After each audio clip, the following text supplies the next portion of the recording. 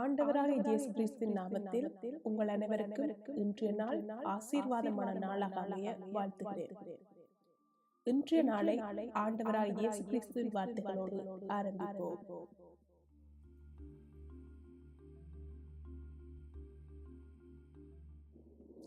இன்றைய நாளுக்கான தேவவசனம் பிரசங்கி 1 அதிகாரம் 2 வசனம்.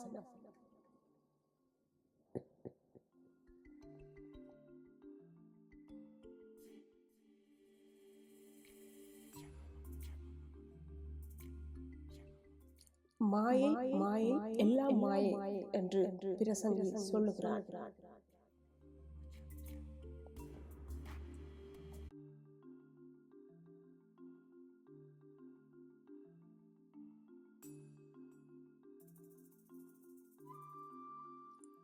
வேதாகமத்தில் மாயை என்பது நிலையற்ற தன்மை, பயனற்ற பிரயாசை மற்றும் தேவனை சாராத வாழ்க்கையின் வீணான தன்மையை குறிக்கிறது. பிரசங்கி புத்தகத்தில் இது அதிகமாக வலியுறுத்தப்பட்டுள்ளது.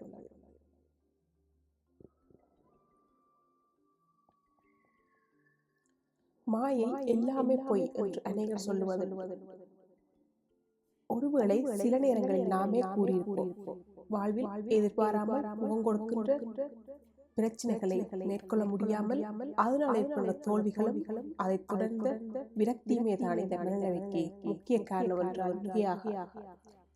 நாம் விரும்பியதை அடைய முடியாத போது, பிரயாசங்கள் பலனற்று போகும் போதும் இந்த சலிப்பு உண்டாகிறது. பிரசங்கி கூட எல்லாம் மாயை என்றே கூறுகிறார். ஆனால் இவனோ நம்மை போல் திடீர் முடிவுக்கு வராமல் சகலத்தை ஆராய்ந்து அறிந்து தனது வாழ்க்கையில் கண்ட அனுபவத்தையே கூறுகின்றான்.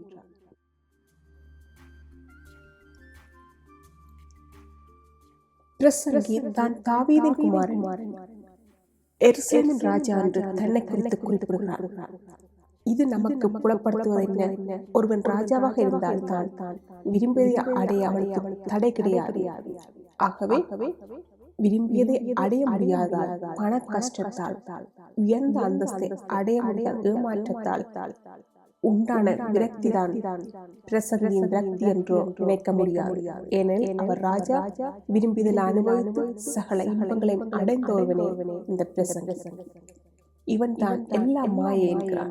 ஆக இந்த வாழ்க்கையில் தான் பெற்றுக்கொள்ள விரும்பிய இன்பங்களையும் வெற்றிகளையும் பெற்றுக்கொள்ள முடியாத ஒருவன் எல்லாம் மாயை என்கிறான்.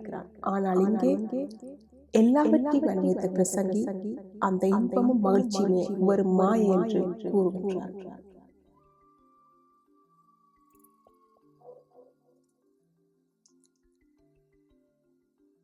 உலக இன்பங்களை என்னால் அனுபவிக்க முடியாதாலும் விரும்பியது கிடைக்கிறதாலும் வாழ்வினக்கு மாயையாக தெரிகிறதா?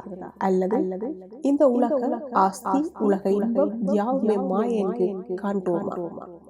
அழிந்து போகும் ஆசை இச்சைகளை தேடி அலை மனிதனாக நாம் இருக்கக்கூடாது.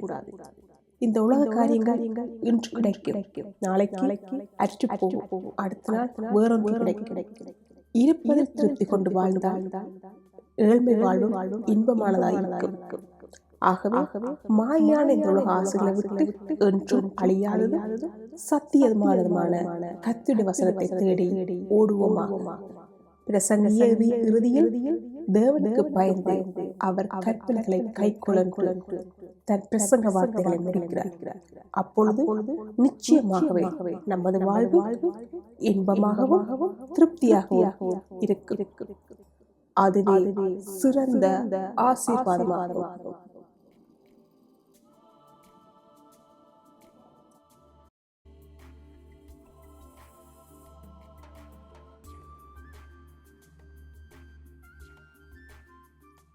இன்றைய நாளுக்கான ஜெபம். அன்புள்ள இயேசுவே, அன்பு இரக்கம் கிருபையும் கொண்ட நல்ல தகப்பனே, இந்த காலை வேளைக்காக நன்றியோடு துதிக்கிறோம். அன்பின் தேவனே, விரக்தியுற்றிருக்கிற என் இதயத்தை உமக்கும் உமது வார்த்தைக்கு நேராக திருப்புகிறேன். நானும் பிறரை மகிழ்விக்க எனக்கு கிருபை தாரும். எங்கள் அனைவரையும் உம்முடைய கரங்கள் ஒப்புக் கொடுத்து எங்களுக்காக மரித்து உயிர்த்து இன்றும் வல்ல மகளை ஜெபித்துக் கொண்டு இயேசுவின் நாமத்தில் ஜெபிக்கிறேன் நல்ல தகப்பனே. ஆமென்.